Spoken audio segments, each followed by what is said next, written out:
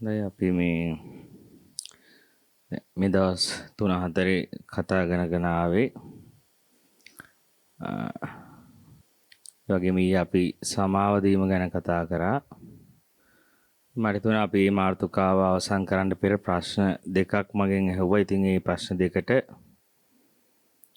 උත්තර දීලා අපි අර මේ මාතෘකාව එහෙම වුණොත් අපි අවසන් කරමු අද. එකක් තමයි දැන් අර ඊයේ දේශනාවෙන් පස්සේ ආපු එකක්. දැන් එතකොට අපිට අපි මේ වැරැද්දකට එහෙම පසුතැවෙන එක නරකද?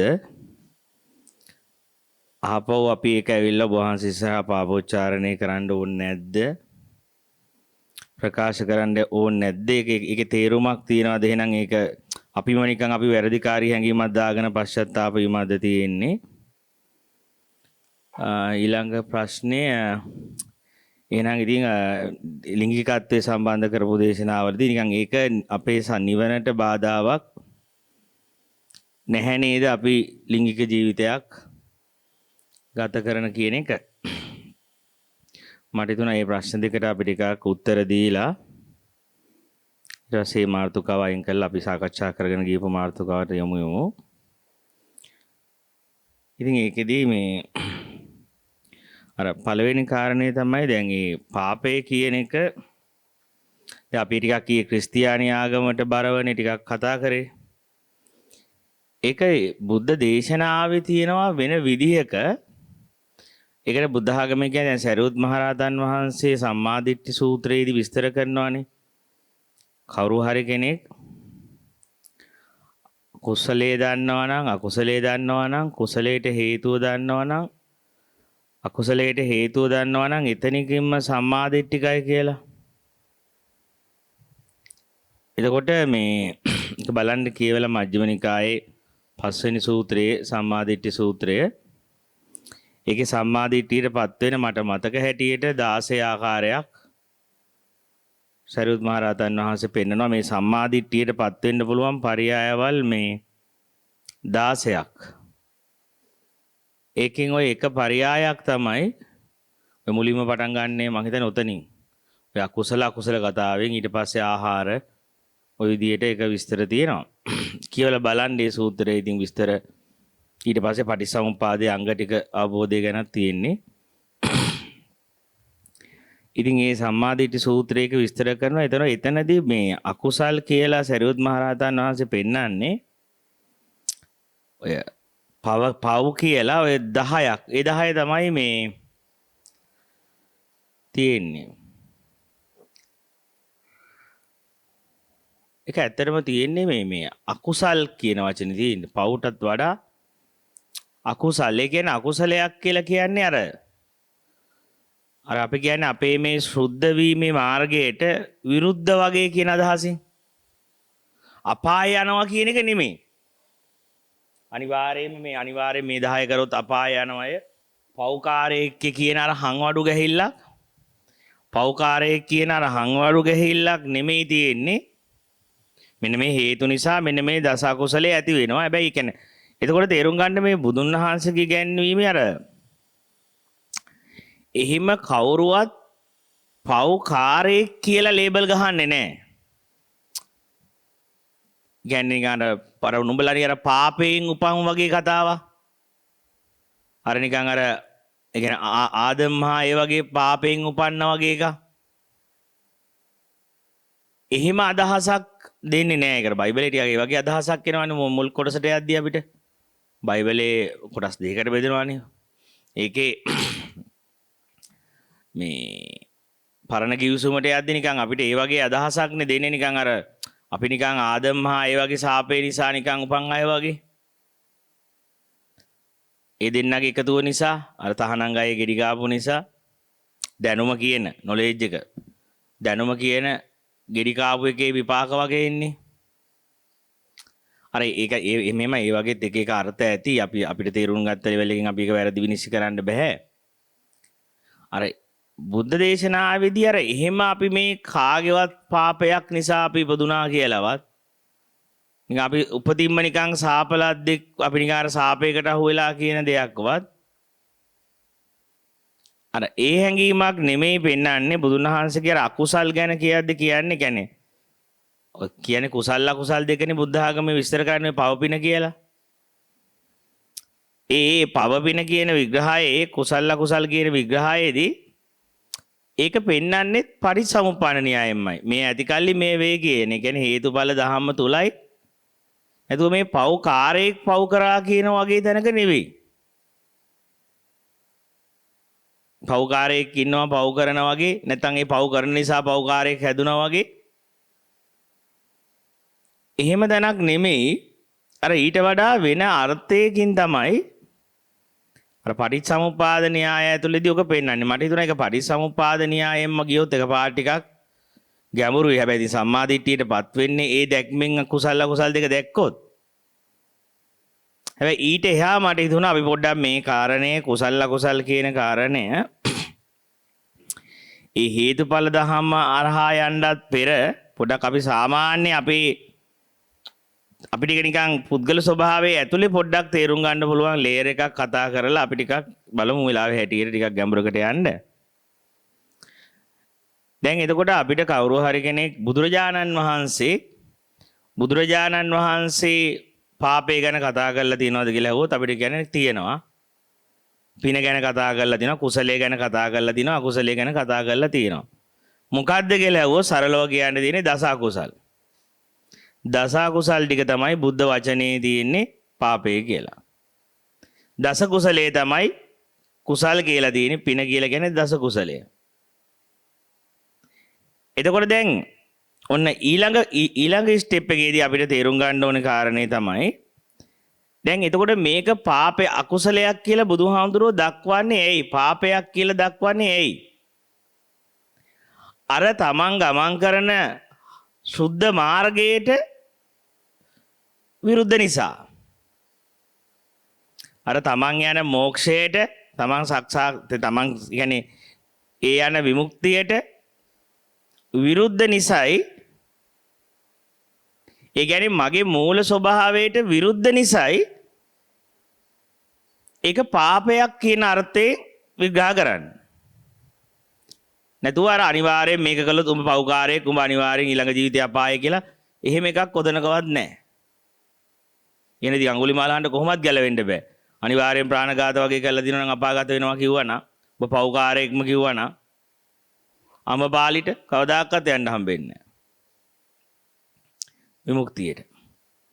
අන්න ඒකයි මම කියන්නේ. ඒ වගේ අර්ථයකින් නෙමෙයි භාග්‍යතුන් වහන්සේගේ දේශනාව ඇතුලේ මේ පව සහ පින, කුසල් සහ අකුසල් කියන එක කතා කරන්නේ.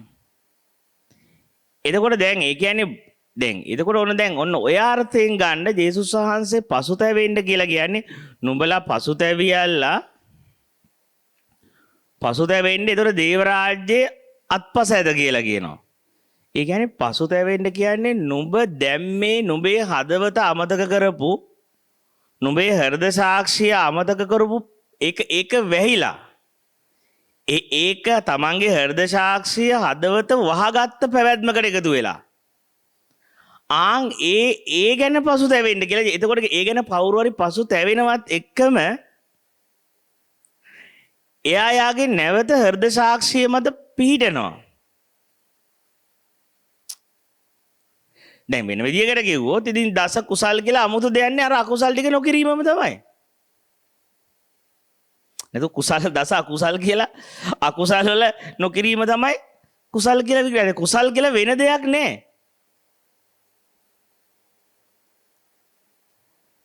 අන්න ඒ අර්ථය පොඩ්ඩක් තේරුම් ගන්න. එතකොට මම මේ දෙක පොඩ්ඩක් සංසන්දනය කරලා පෙන්නන්නේ බුදුන් වහන්සේගේ ගැන්වීම ඇතුලේ ඒක කොයි විදිහටද මේ පාපේ කතාව විග්‍රහ වෙන්නේ.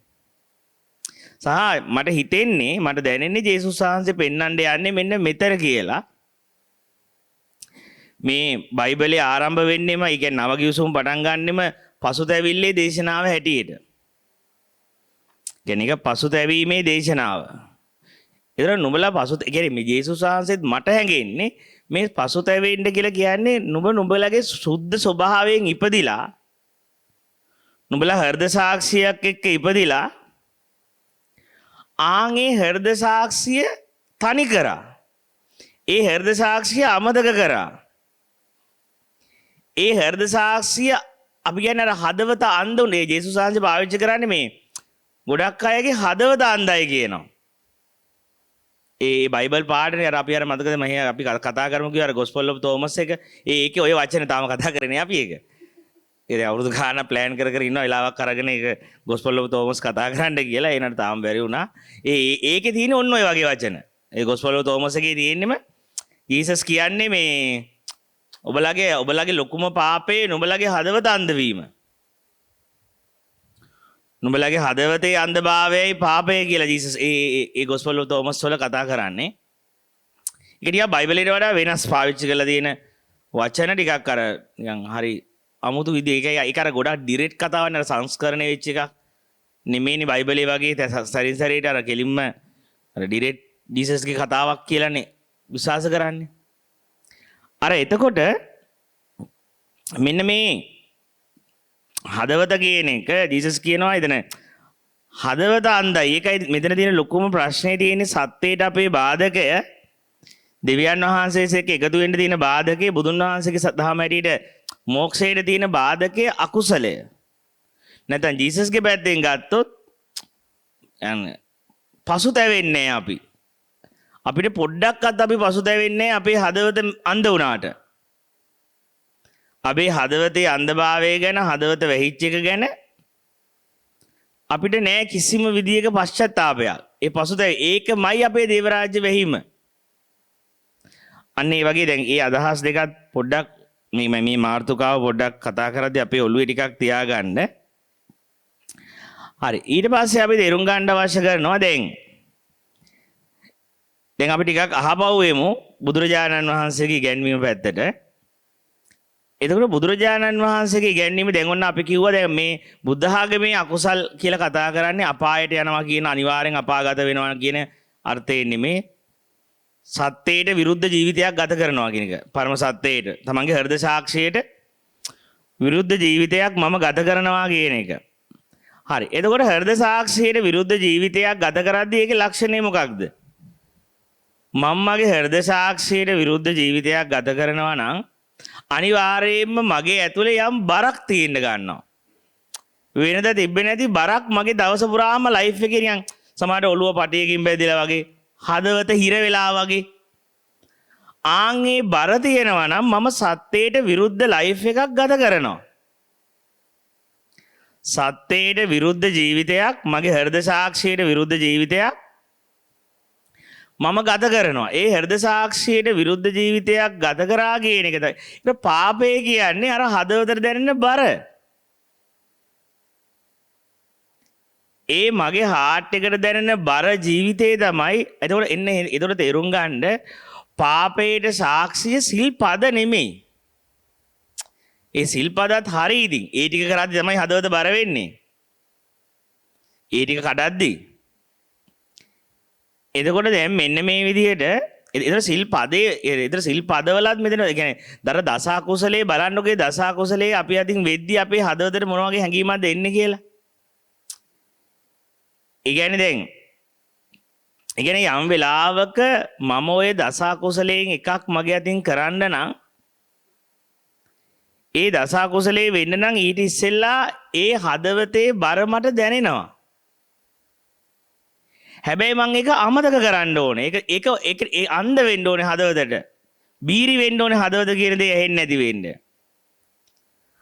අංගේ අන්ධ වුණොත් එහෙම ඒ බීරි බවටපත් වුණොත් එහෙම නිකන් මලමිනියක් වෙන්න ඕනේ මං එක කරන්න.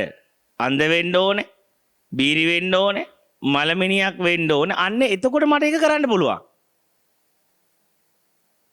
හැබැයි මම මැරිලා මාව ඩෙත් වෙලා මට මගේ ජීවිතේ නැති වෙලා ගිහිල්ලා. ඒ කියන්නේ අර හෘද සාක්ෂි අර ඒකනේ ජේසුස් වහන්සේ කියන්නේ මුළු ලෝකෙම ලබා ගත්තත් මොකටද Taman තමා නැති කරගෙන මට මාව දැනෙන්නේ නැතුව ගලා ගිහිල්ලා නම් මට මාව දැනෙන්නේ නැත්තම් මට මාව ෆීල් වෙන්නේ නැත්තම් ජේසුස් වහන්සේ අහනවා මුළු ලෝකෙම ලබා ගත්තත් මොකටද? මුළු ලෝකෙම මට ලැබුණත් මොකටද ඒකේ ඇති අර්ථය? මට මාව දැනෙන්නේ නැහැ. අඩුම ගානේ කඳුලක්වත් එන්නේ නැහැ ඇතුලින්. කිසිම විදියට මේ හදවත නිකන් උණු වෙන්නේ නැහැ, නිකන් අයිස් වෙලා වගේ, ෆීස් වෙලා වගේ ඇතුළ.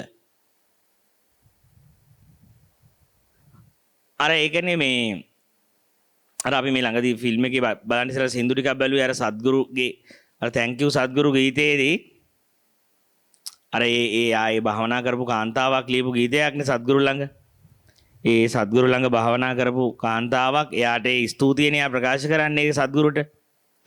එයා ගොඩාක් අන්තිම බලන්නේ වාක්‍ය ටික එයා ස්තුති කරන්නේ ගොඩාක් ස්තුතියි මගේ අර ගල් වෙලා තිබ්බ හදවත. ඒ කියන්නේ මට තද වෙලා මාව වැහිලා හිටපු හાર્ට් එක ගල් වෙලා තිබ්බ හදවත දැන් නිකන් මේ භාවනාව හරහා ඔබ ළඟ ඉඳීම හරහාම ඒක නිකන් දිය වෙලා යන්න ගත්ත කඳුළු වගේ. ඒක නැවත නැවත ඒක දැනෙන්න ගත්තා. කියන්නේ හරියට ස්තුති කරන්නේ සමහර කල්ප ගාලක් ගිහිල්ලා අවදි වෙන්න තිබ්බ හදවතක් දැන් අවදි කරාට ඒක ගලන්න ගත්තට මට මාව දැනෙන්න ගත්තට මට මාව හැඟෙන්න ගත්තා මට මාව දැනෙන්න පටන් ගත්තා. අන්නේ නිසා අර ප්‍රශ්නේ තියෙන්නේ පාපේ තියෙන ගැටලුව පාපේදී මුලදී හදවත බර වෙනවා. දෙවනි ස්තරයේදී හදවත දැනෙන්නේ නැති වෙලා යනවා. ඊට පස්සේ මට තේරෙන්නේ නැහැ ඕන එකක් කරන් කිසිම ගිල්ටියක් එන්නේ නැහැ. ඕන ගිල්ටි එන්නෙත් නැහැ, පශ්චාත්තාප වෙන්නෙත් නැහැ.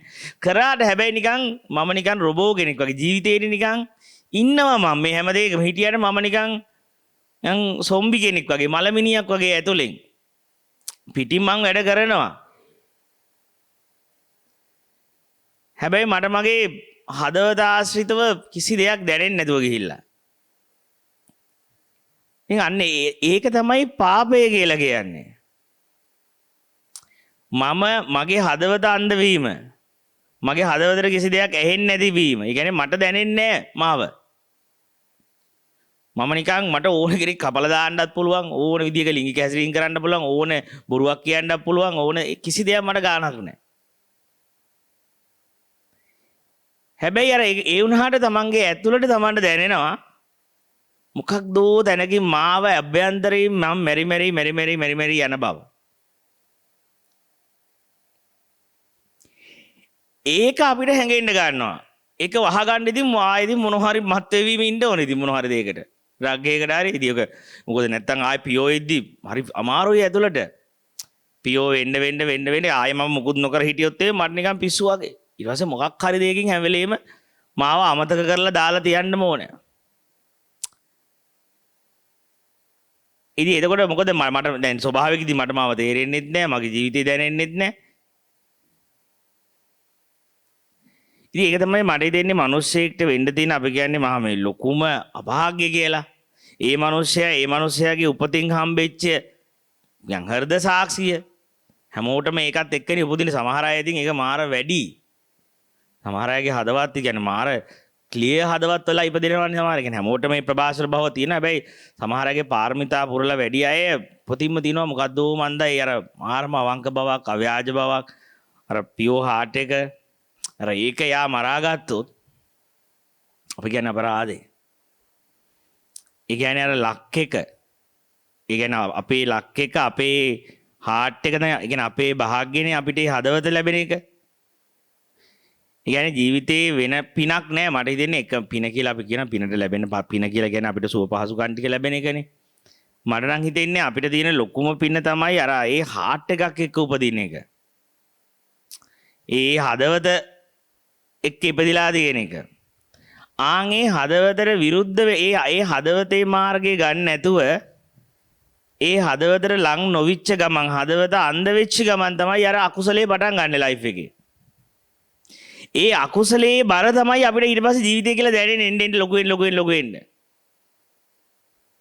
හර මේ ස්ට්‍රෙස් හරි බරයි වගේ එකක් දැනෙන්නේ ජීවිතේ.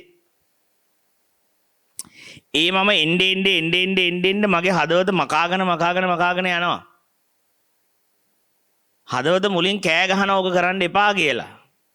ඒත් මං අහන්නේ නැහැ. මං ඉඩ දෙනවා කියන්නේ ඒකට. ඒ හදවත කෑ ගහන්න මම නිකන් ඒක ඇහෙන්නේ නැහැ වගේ ඉන්නවා. අන්න ඊට පස්සේ තමයි මේ හાર્ට් එක නිශ්ශබ්ද වෙන්න ගන්නෙ. එතකොට ඒ හද අන්න එතකොට දැන් හොඳට බලන්න ඒක දැන් අර දස අකුසල් ටික අරන් බලුවම මොකද තේරෙනව හොඳට. දස අකුසල් ටික අපි දන්නවනේ. දස කියන කයින් වෙන පව් 3ක් පෙන්නනවා, වචනෙන් වෙන පව් 4ක් පෙන්නනවා, මනසින් වෙන පව් 3ක් පෙන්නනවා. ඒ කියන්නේ කවුරු හරි ප්‍රාණඝාතය කරද්දි දැන් හොඳට බලන්නකො. ඒ කියන්නේ එහෙම අපිට ආදරණීයව බෙල්ල කපන්න බෑනේ කාගේවත්.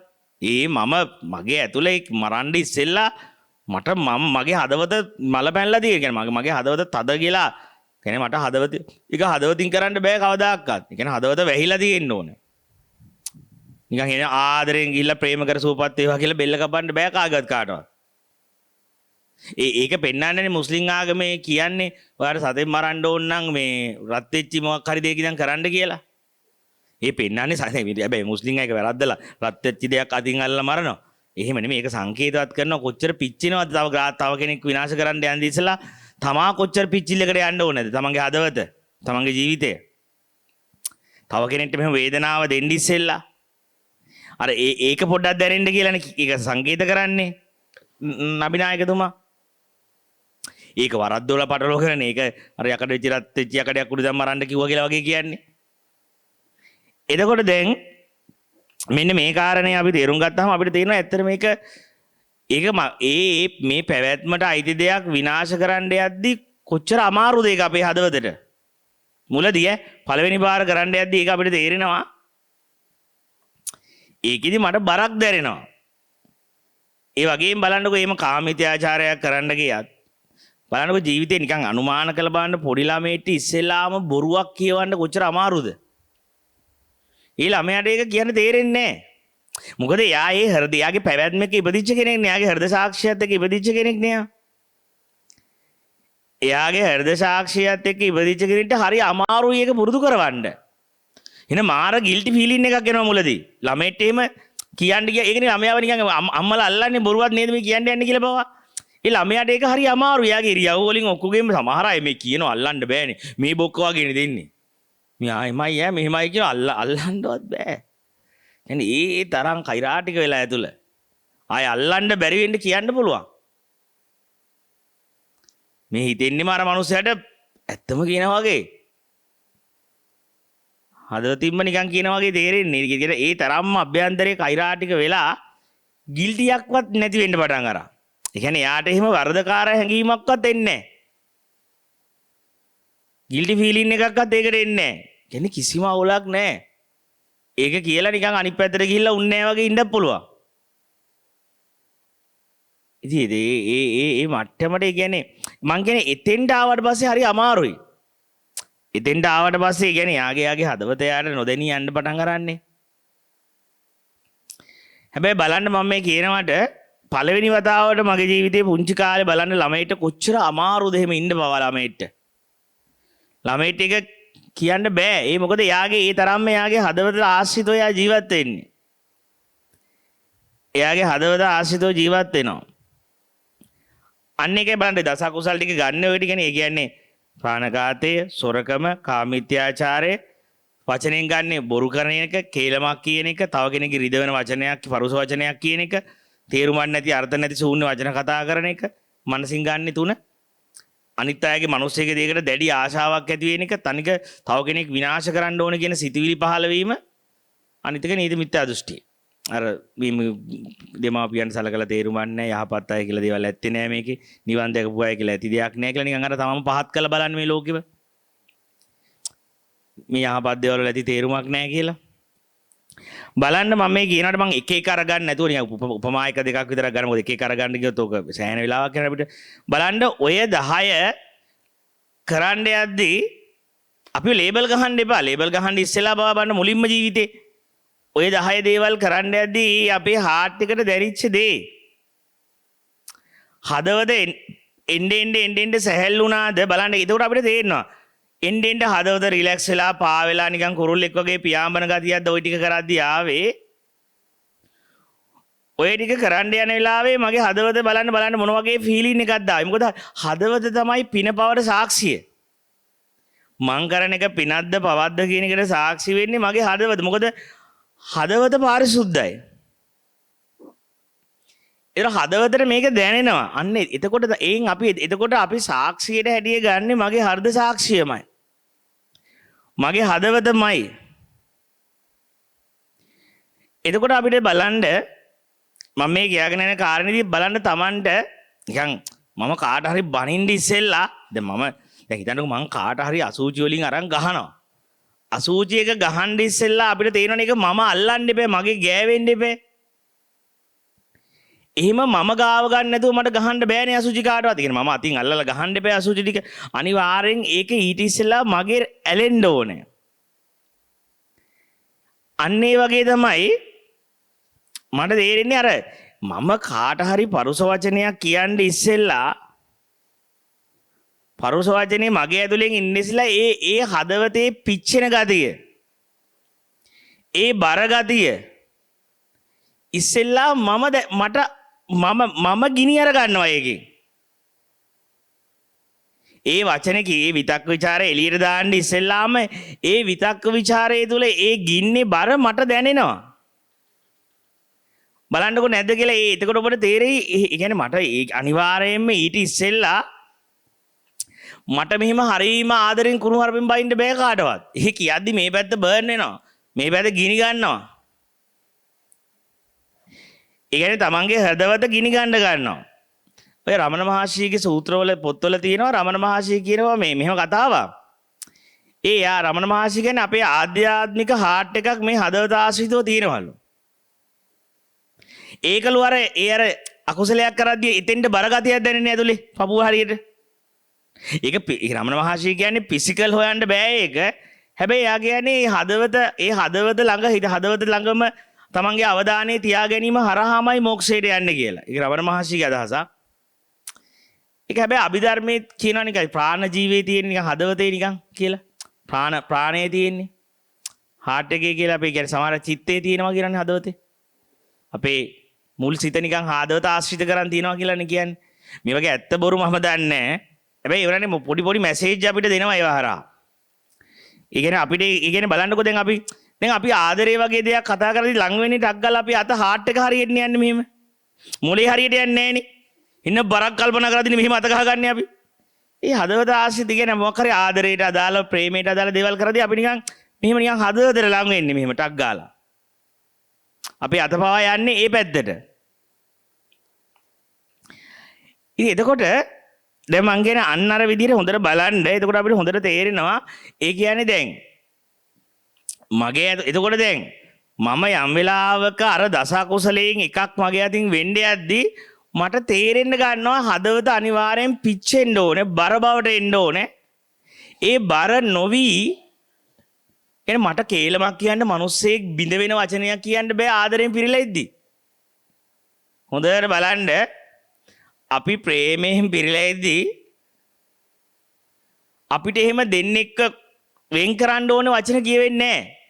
තව කෙනෙක් කෙරේ නිකන් හිත නරක වෙන දේවල් කේලම. තව කෙනෙක් ගැන නිකන් වැරදි චිත්තයක් ඇති වෙන දෙයක් කියා ගන්න බෑ. ඒ මොකද අපි හදවත ආශ්‍රිතව ඉන්න වෙලාවක. ඒකෝට අපිට අනිවාර්යයෙන්ම කවුරු හරි බිඳවට්ටන තැනක් ඒක කියන්න ඉස්සෙල්ලාම මගේ ඇතුළ මට නිකන් අර ඒ අය ගැන නුරුස්නාවක් ඇවිල්ලා තියෙන්න ඕනේ. කියන්නේ මගේ හදවත තද වෙලා තියෙන්න ඕනේ. තව මිනිස්සෙක්ගේ හිත රිදෙන වචනයක් කියලා යන්න. තව කෙනෙක් කෙට වෙන එකක් කියලා යන්න. අන්න එතකොට මම මේ කියාගෙන ඉන්න කාරණේ මම මේ කියන පොයින්ට් එකේ මම කියන්න උත්සාහ කරන්නේ අර අකුසල් දස අකුසල් වැරදි නෙමෙයි. හැබැයි ඒක හොඳට තමන්ට තේරෙනවා මේ දස අකුසල් බුදුහාර අකුසල් කියලා කියන්නේ ඒවා මේ අපාය යන හින්දා නෙවෙයි. හැබැයි මගේ අර හදවත මරණ හින්දා. මගේ හදවත බර කරන හින්දා. මොකද මේ හදවත බර වෙලා වැඩි දවසක් යන්න බෑ. අපි භෞතික බව ලෙඩ වෙන්න පටන් ගන්නවා. බලන්නකෝ ඔබට හදවතට විරුද්ධ දේවල් කරගෙන යන කාලේ ඔබට කොච්චර ලෙඩද කියලා. ඇහෙන්න ඔබ දැක්කත් මිනිස්සෙක් කියන්නේ අම්බෝ මූණ ඇඟ දැක්කත් නිකන් කියන්නේ වැරහිලා වගේ කියලා කියන්නේ දැක්කමත් අනිත් අය කියන්නේ මොකද අර මගේ හાર્ට් එකට විරුද්ධ වෙච්ච ගමන් මගේ බොඩි එකෙන් ඒක පේන්න ගන්නවා. හිතා ගන්න බැරි විදිහට අසනීප වෙන්න පටන් ගන්නවා. ඇඟ පන නෑ වමන යනවා නිකන් හරි මඤ්ඤම් වගේ කියලා කියන්නේ හරි අපහසුවක ඉන්නේ යාගේ ජීවිතේ. අර තිබ්බ සැහැල්ලුව නැහැ. ඒ වගේම දකින්න අයට තේරෙනවා. ඒ කියන්නේ දකිද්දිම කියන අයියෝ මේ දවස්වල මොකද වෙලා තියෙන්නේ? ඒ දකිද්දිම තේරෙන මොකද? ඒ කියන්නේ මිනිස්සෙගේ ඉස්සරහා හදවත බර වෙච්ච ගමන්ම ඒක තනිකරම තමන්ගේ ශරීරයට බලපානවා. නිරෝගී බවට. ඊට පස්සේ ඒක හැමෝටම දැනෙන්න ගන්නවා. හැමෝටම තේරෙන්න පටන් ගන්නවා වටපිටාවේ ඉන්න අයට මෙයා ඉන්නේ මොකක් හරි හදවත බර වෙලා මෙයාගේ හાર્ට් එක බර වෙලා. ඒ කියන්නේ එතකොට තේරුම් ගන්න අනිවාර්යයෙන්ම මිනිසේ පාපේ යුක්ත නම් එයාගේ ජීවිතෙන් එක පේන්න ගන්නවා. එයාගේ ශරීරේ. මොකද ඉස්සෙල්ලාම ශරීරේ නෙමේ වැටෙන්නේ හાર્ට් එක. හදවත බර වෙනවා. හැබැයි හදවත බර වෙන බැලුවහම අර දස අකුසලයෙන් එකක් මගේ ජීවිතේ ක්‍රියාත්මකයි. එක්ක මම මොකක් හරි බොරුවක් කියාගෙන ඉන්නේ. එක්ක මං මොකක් හරි දෙයකට මට අයිති නැති දෙයකට තද අයිති කරගන්න යනවා. එතකොට මට හැමෝගෙම වැරදි කියන්න වෙනවනේ. එයිද මම අතෙන්ට ලං වෙන්න නම් මට අයිති නැති දේ අයිති කරගන්න නම් මම මොකක් හරි නිකන් වෙන උඩර වැටි දාන්න එපේ. අනිත් අයට වඩා තමන් වටිනා කරන කෙනෙක් පෙන්වන්න එපේ අනිත් කෙනාට. එතකොට තමන් තේරෙනවා යන්න අපි ඉන්නේ හරි වෙහෙසක. අපි ඉන්නේ සැකයක, බයක. අර අන්සතු දෙයකට තියෙන ආශාව හින්දාම අවිජ්ජා කියලා පාලියෙන් කියන්නේ දැඩි ආශාවක් ඇවිල්ලා මට. ඒ ආශාව මතම මගේ ඇතුලේ අර බර ගාව මට දැනෙන්න ගන්නවා. ඉතින් හොඳට තේරුම් ගන්න. එතකොට අපි අකුසලයක් කරද්දී ඒකේ විපාකය පාපේ විපාකේ මම දැම්ම විඳිනවා ඉතින්. ඊළඟ ආත්මවලත් විඳිනවා ඇති කර්ම විපාක හැටි. ඒක අපි දන්නේ නැහනේ. කර්ම විශ්ය අපිට තේරෙන්නේ ගන්න නෙමෙයිනේ. ඒක කොයි විදිහද ඒක විපාකේ යන්නේ කියන එක. ඒක බුද්ධ විශ්යක්නේ. ඔබට තේරෙන්නේ නැහැ, මටත් තේරෙන්නේ නැහැ නේද? කොහොමද ඒ කර්මයේ බලපාන හැටි පෙර ආත්මෙන් ආත්මෙට ගමන් කරන න්‍යායවල ටික. හැබැයි අපිට තේරෙන දෙයක් තියෙනවා. ඒ තමයි මම මගේ හදවතට විරුද්ධ දෙයක් අර කියන දස අකුසලයෙන් එකක් මං කරද්දි ඒ පාපේ බර මට උසුලන්න වෙනවා. ඒ පාපේ බර මගේ හදවතට දැනෙනවා. ඉතින් ඒක ඇත්තටම කර්මයක් ඒක.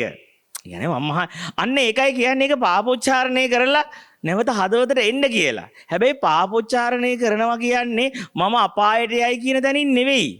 අර හදවතට ආයේ ලං වෙලා ආදරයෙන්මයි පාපෝච්චාරණය කරන්න ඕනේ. ඒතර තේරුම් ගන්න මම පාපෝච්චාරණය එපා කියන එක නෙමෙයි කියන්නේ. පාපෝච්චාරණය තමයි ජේසුස් වහන්සේ ලබලා දීලා තියෙන ලොකුම ටූල් එකක් මිනිස්සෙට ආයේ හાર્ට් එකට එකතු වෙන්න. එතකොට මම ඊයේ දේශනාවේදී ඒක වැඩක් නෑ කියන එක නෙමෙයි කිව්වේ. මේ ඇවැත් දේශනා කර ගන්නවා කියන එක වැඩක් නෑ නෙමෙයි. ඒක තමයි ළඟම යතුර. හැබැයි මේ තමන්ගේ හෘදයට නැවත එකතු වෙන්න. තමන්ගේ හෘද සාක්ෂියට නැවත හදවතට එකතු වෙන්න තියෙන ළඟම යතුර තමයි පාපෝච්චාරණය. පව් සමා කිරීම කියන එක. හැබැයි පාපය කියන එකේ අර්ථය දැනගෙන ඒක කරන්න. පාපය කියන්නේ අමතක වුණා මට මගේ හදවත. පාපය කියන එකේ අර්ථය තමයි මට මගේ හදවත අමතක වෙලා ගියා. ඒකට මම සමාව ගන්නෙ. ඒ සමාව ගැනීමම එන්නේ මාර ආදරයකින්. නැතුව අනේ මං අපායට යද අම්මෝ මම්මහ ගණිකාවක් වගේ දැනකින් මම්මහ පෞකාරියක් කියන එක නෙවෙයි. අර තමාව හෙලා දැකගෙන තමාව එහෙම දැනක් නෙවෙයි ඒක. ඒක මාර මාර ආදරයකින් වෙන්න ඕන දෙයක්. පාපෝච්චාරණය. ඒක මහත් ප්‍රේමයකින් වෙන්න ඕන දෙයක්. ඒක මගේ හදවත දැනිලා මට වෙන්න. මගේ හදවත හරහා විය යුතු දෙයක්. බය හරහා නෙමෙයි. අනේ ඒක තමයි මම මේ දස අකුසල් කළා මාව හඳුරු අපායට යයිද දන්නේ මම බුදුහාම සමාව ඉල්ලගෙන මාව අපායේ එහෙම එක එතකොට තියෙන්නේ හાર્ට් එක නෙමෙයිනේ. තමන්ට කරපු දේ ගැන කිසිම නෑ. තමන්ගේ හදවතට විරුද්ධ වීම ගැන කිසිම වරදකාර හැඟීමක් නෑ.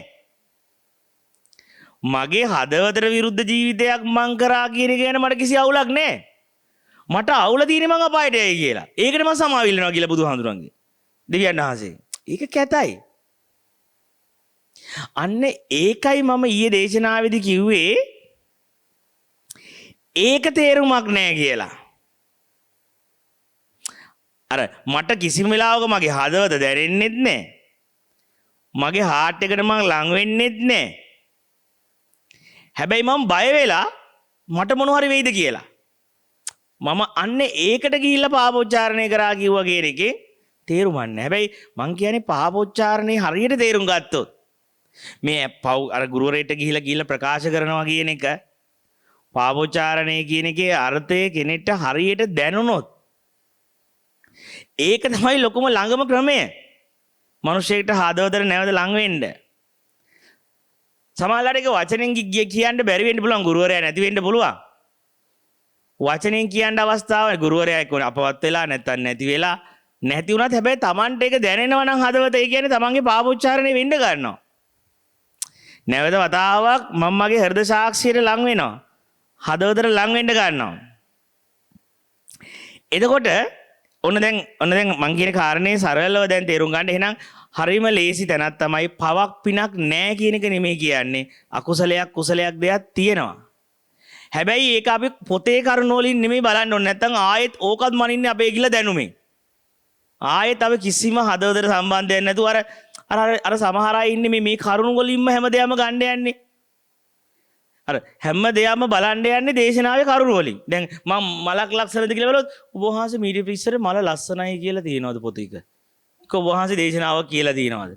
නැත්නම් අහවල් සූත්‍රයේ තිබ්බද මලක් අර හාමුදුරුවෝ කියවනේ මලක ලස්සන නැහැ. මල ලස්සන නැහැ.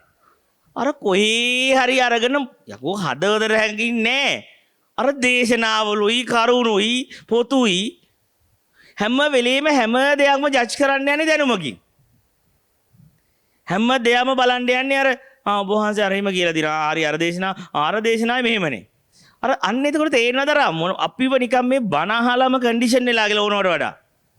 ඒව ඇතුළෙන්ම අපි හැම දෙයක්ම මනින්න පටන් අරන් තියෙන්නේ. විග්‍රහ කරන්න පටන් අරන් තියෙන්නේ. අර අහපු දැනුමකින්. ඉතින් ඉදන්නකෝ ඒ වගේ මිනිසුන්ගේ හાર્ට් නැහැ නේද? ඒ මිනිස්සු ඒකත් හાર્ට් එකකින් බලයි කියලා.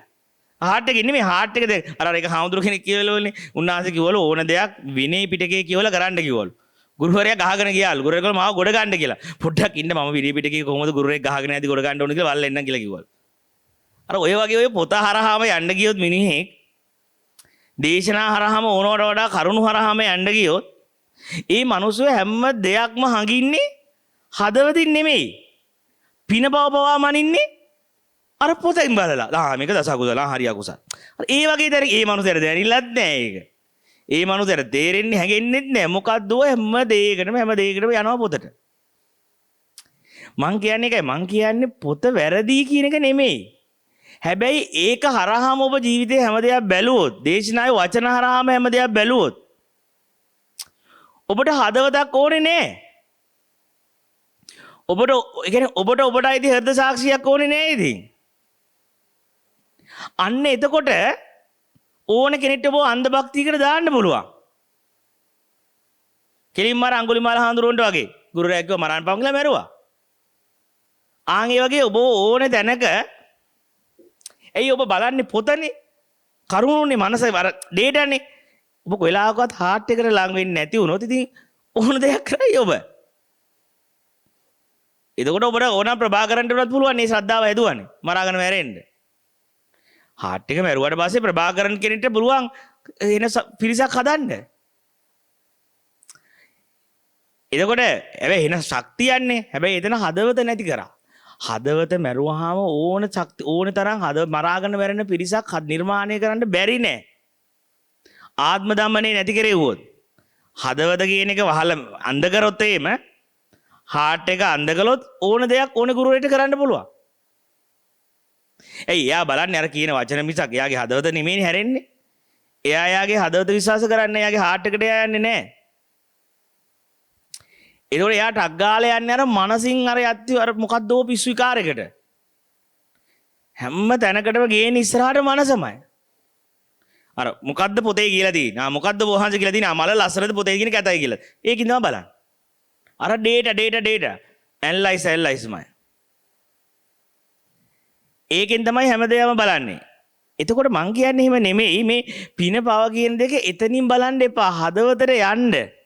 හැබැයි ඔබ හදවතට ගිහිල්ලා හදවතේ යුත් ජීවිතයක් ගත කරද්දී ඔබට තේරෙයි පොතේ තියෙන්නේ ඔකම තමයි කියලා. පොත වැරදි නෙමෙයි.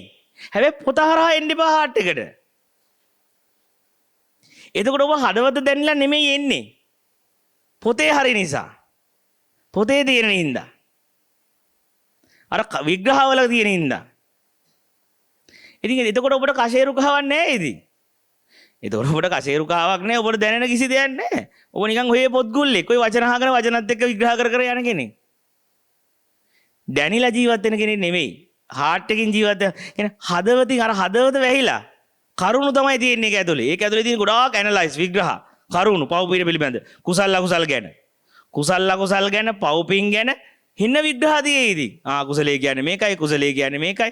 වැඩක් නෑනේ. ඒක දැනෙන්න ඕන ඔබේ හදවතට. නැතුව ඒකේ පොතේ තියෙන ටික නිකන් රූල් එකට රැක්කා කියන එක නෙමෙයි අර්ථය. අර පද රකින්න එක නෙමෙයි. ඒ ශික්ෂාපදවල කියලා තියෙන්නේ මොකක්ද? මොන අර්ථයෙන් දේව අරන් තියෙන්නේ මොකක් අන්න එතකොට තමයි අපිට තේරෙන්නේ ඔය හැම ශික්ෂාපදයකම විග්‍රහය තියෙන්නේ හදවතට විරුද්ධ වෙන්න එපා කියලා. හෘද සාක්ෂියට. හෘද සාක්ෂිය වැහුනොත් ඒක තමයි මිනිස්සෙක් නැති වෙනවා කියන්නේ. මට මාව කියන්නේ මට මාව අන්ධයි. මට මාව බීරි. මට මාව මැරිලා. අන්න ඕක උනොත් ඉවරයි ජීවිතේ. හදවත වැහිලා ගියොත්. හදවත මැරිලා ගියොත්.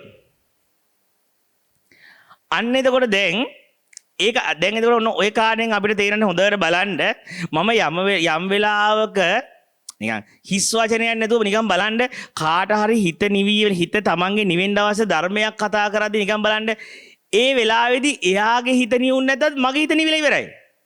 අන්න ඒකයි කුසලයේ විපාකේ ඒ වෙලාවෙම දැනෙනවා. ඒක කරලා තව විනාඩි 5කින් ලැබෙනව නෙමෙයි. මේ පින පව කියන එකේ විපාකය සන්දිටිකයි. මේ දැන් එහි කල් නොයවා දැනෙනවා.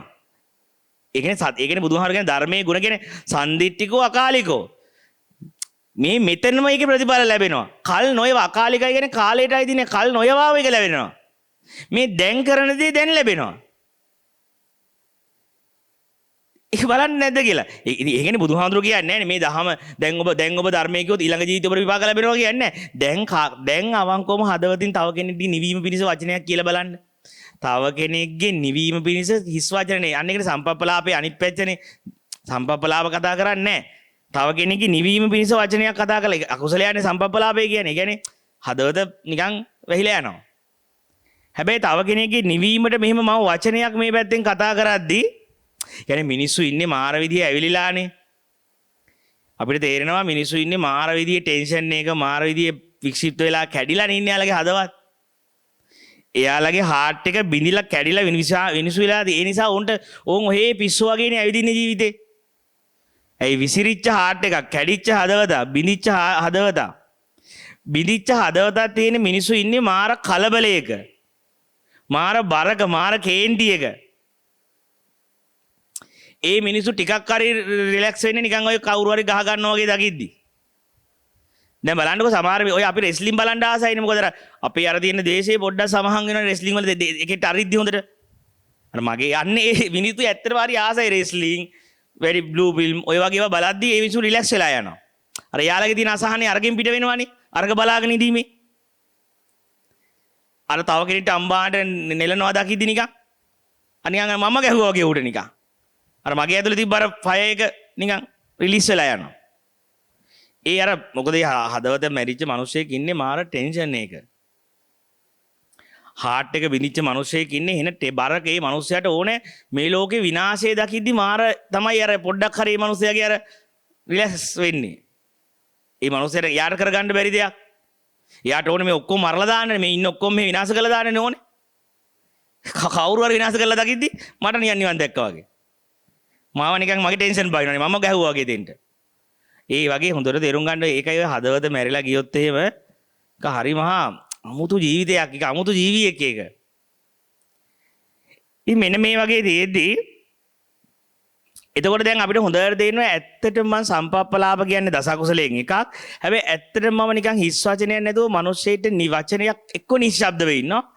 එක්ක වචනයක් කතා කළත් මිනිහෙක් නිකන් ඔළුව අවුල් කරනවත් ටැග් පයින්නේව නෙමෙයි. මිනිස්සෙගේ නිවීමටම අර තව කෙනෙක් එක තිබ්බ අසමගිය සමගි කරන්න.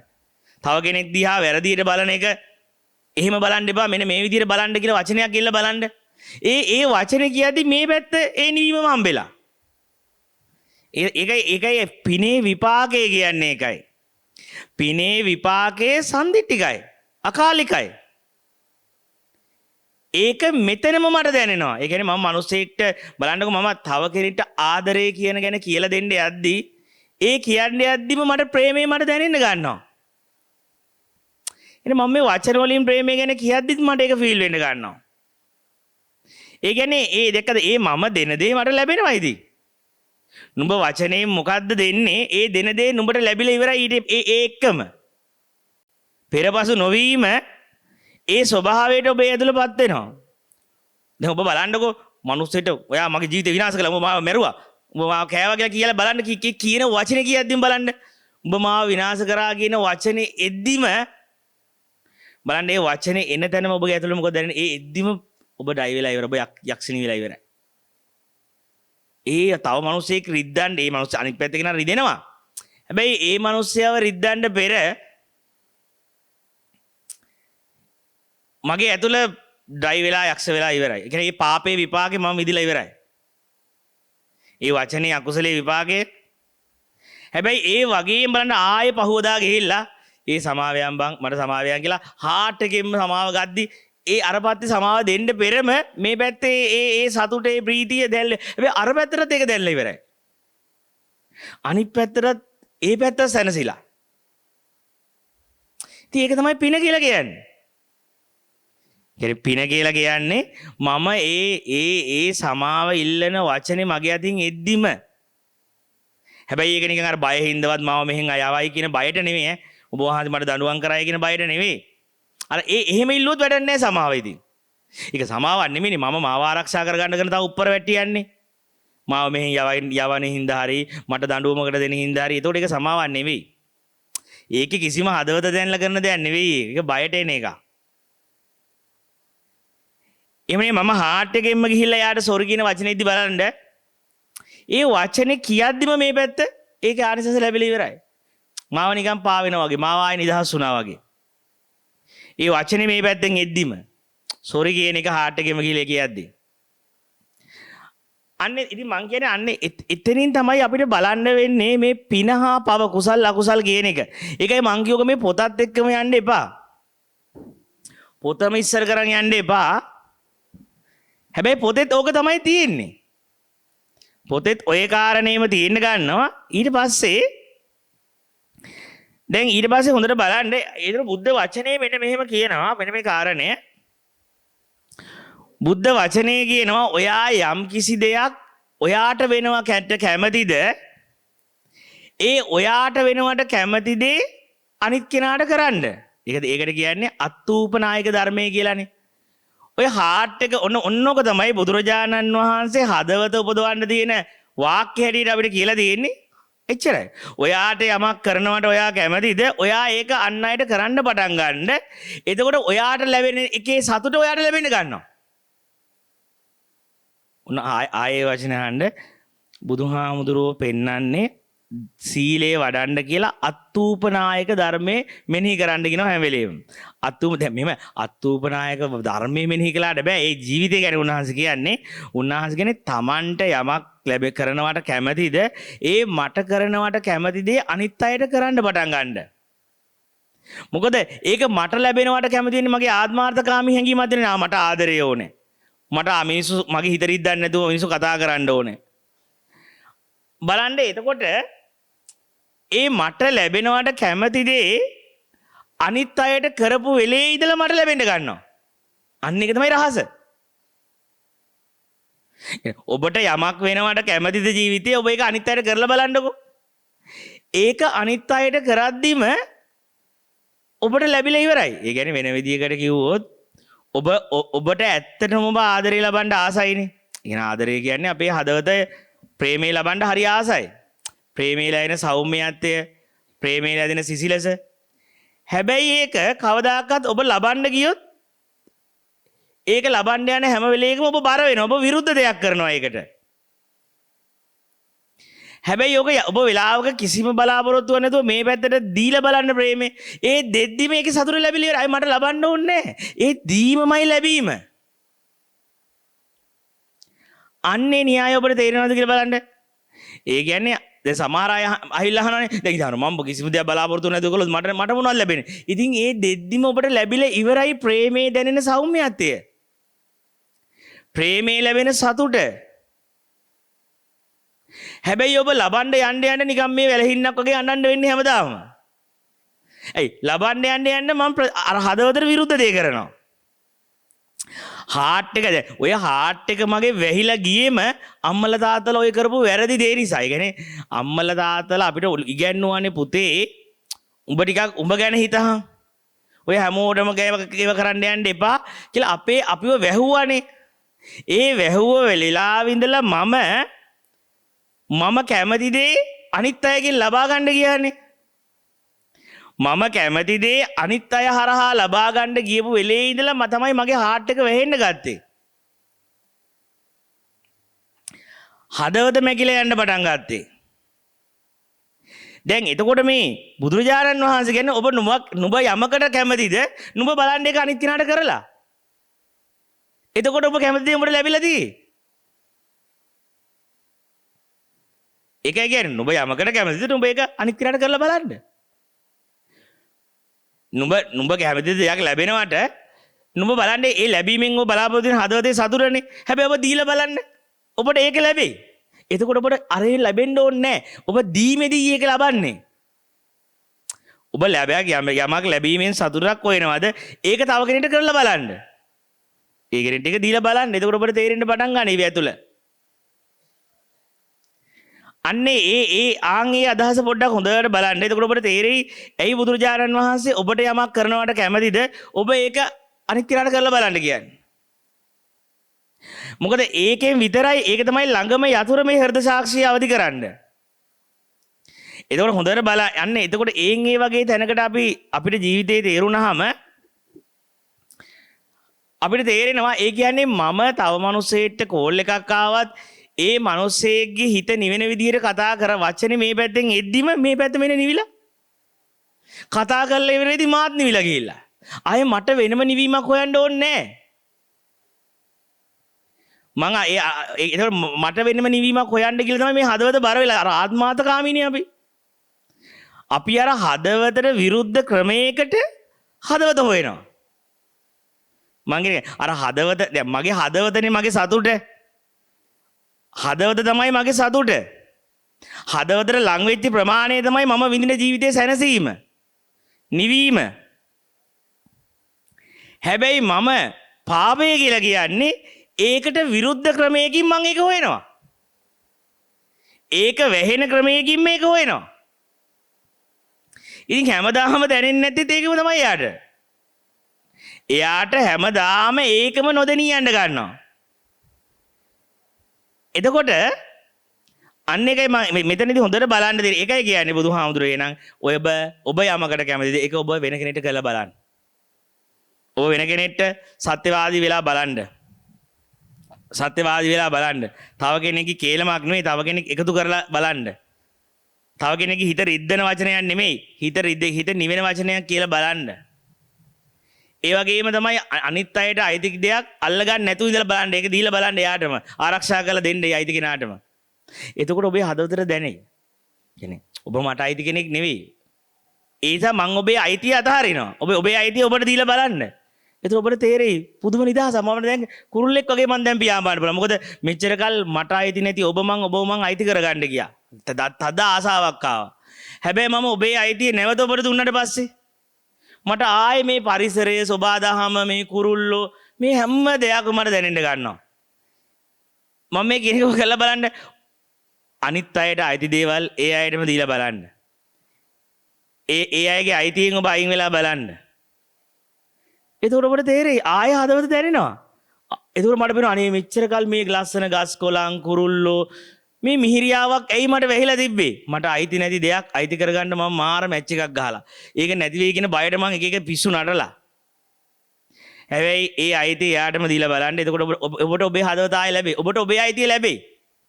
දැන් ඔබ කියන්නේ ඔබට ඕන නම් ඔබේ අයිතිය ඔබ අනිත් අයට අනිත් අයගේ අයිතිය දෙන්න. එතකොට ඔබට ඔබේ අයිතිය ආයෙ ලැබිලාදී. හරි සරල කාරණයක් මේක. මම මේ ගැඹුරු උදාහරණයක් නෙමෙයි. අපි විඥාන නාම රූප තරම් ගැඹුරු නෑ මේක. හරි සරල ටිකක් කියන්නේ. හැබැයි උනාට මේකේ තියෙන ගැඹුරු කතාව. මොකද සාරිපුත්ත හරියට මේක තේරුණත් එයාට සම්මාදිට එන්න පුළුවන් කියලා මේ කාරණේ තේරුණා. මේ කුසලයේ අකුසලයේ කතාව. පවපිනේ කතාව. ඒ අයිතිය දීලා බලන්න මොකද වෙන්නේ කියලා. ඒතර ඔබේ අයිතිය ඔබට ලැබිලාදී. ඔබට ආයෙ ඔබ හම්බෙලාදී. ඔබට ආයෙ නිදහසේ මේ ජීවිතේ පියාඹන්න පුළුවන් වෙයි.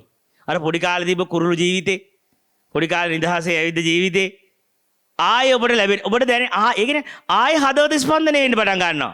ආයෙ හાર્ට් එක ආයෙ මට මගේ හදවත මාත් එක්ක යාළු වෙලා වගේ හරියට. හදවත මාත් එක්කම වගේ හරියට.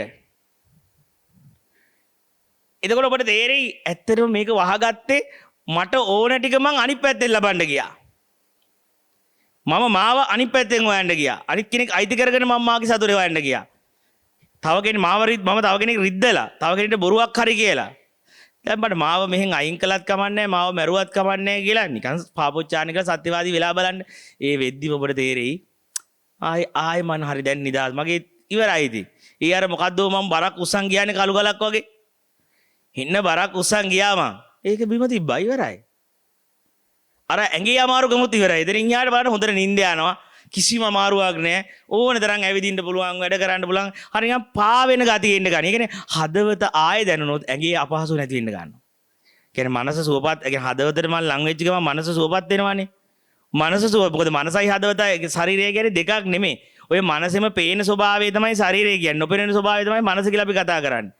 මනස බැලන්ස් වෙනවා හදවතට ලං වුණා. මනස හાર્ට් එකට ලං කළාම. මනස හදවතට ලං වෙච්ච ගමන් අනිවාර්යෙන් ඔබට තේරෙන්න පටන් ගන්නවා ශරීරේ පවා මාර රිලැක්ස් වෙනවා. යාර බුරුල් වෙලා අර තද වෙලා තිබ්බ මස් පිටු. තද වෙලා තිබ්බ ඔක්කොම බුරුල් වෙලා ගිහිල්ලා. හැම දෙයක්ම නිකන් කුරුළු නිකන් දෙවි වගේ පේන්න ගන්නවා. කුරුළු නාද නිකන් දිව්‍ය නාද වගේ ඇහෙන්න ගන්නවා. බලන්නකො මම මේ බොරුද කියන්නේ කියලා ඔබ බලන්න යම් දවසක ඇත්තටම පාපෝච්චාරණය කරලා ඇත්තටම ඔබට අයිති නැති දේවල් අයිති අයට දීලා ඒ අයිති අයට එයාගේ ජීවිතේ දීලා බලන්න මොකද වෙන්නේ කියලා. ඔබට ඔබ හම්බෙලාදී. ඒකයි කියන්නේ ඔබ කැමතිනේ ඔබේ ජීවිතේට ඔබේ සතුටට ඒක අනිත් අයට දෙන්න. එයාලගේ ජීවිතේ එයාලට දීලා බලන්න. ඒතර ඔබට ලැබිලා තියෙයි ඔබ හොයපු හැම දෙයක්ම. ඔබ ජීවිතේ යමක්ද හෙව්වේ ඒක ඇත්තටම නැති කරන් තියෙන්නේ ඔබමයි. කියන්නේ ඔබ උපතින්ම මේ ප්‍රබාස ඉපදිලා ඔබ ග්‍රේසියක් එක ඉපදිලා. හැබැයි ඔබම මොකද්ද මන්ද වැර අර අම්මලා අපිව හાર્ට් එක වැහුවානේ. සමාජයෙන් අපි අන්ධ කරානේ. ඒ අන්ධ කරලා ඒවා ඔබ එළියෙන් ලබන්න කිව්වනේ ඔබේ සතුට. ඔබට එළියෙන් මෙයා අයිති කරගනි, මෙයා ලං කරගනි. ඒ නිසා මම හදවත වැහිච්ච ජීවිතයක් පාපේ ජීවිතයක් ගත කළා. අන්න ඒක තමයි ජීසස් කියන්නේ මේ පාපේ ජීවිතය. පෞකාර ජීවිතය. පාපේ ජීවිතයක් මං ගත කළා. ඒ පාපේ ජීවිතය තමයි යක්ෂයා මාව ගැට ගහලා තිබ්බේ යක්ෂයා. හිර ගල්ලා තිබ්බේ මාව. ඒ මගේ පෞකාරකම නිසා. පාපේ නිසා. හැබැයි මම මේක හොඳට මේ වචනේ තේරුම් ගන්න හැබැයි මම ඇත්තටම ඊට පස්සේ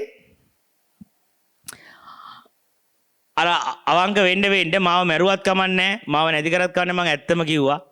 සත්‍යවාදී වුණා. ඒ වගේම මම තව මිනිස්සෙක් හිතක් විදින වචනයක් කතා කළේ නෑ. ඒ වගේම මගේ වාසියට මම අයිති කරගන්න කිව්ව ඔක්කොම ටික ඒ අයට ඒ ඔක්කොම අයිති දුන්නා.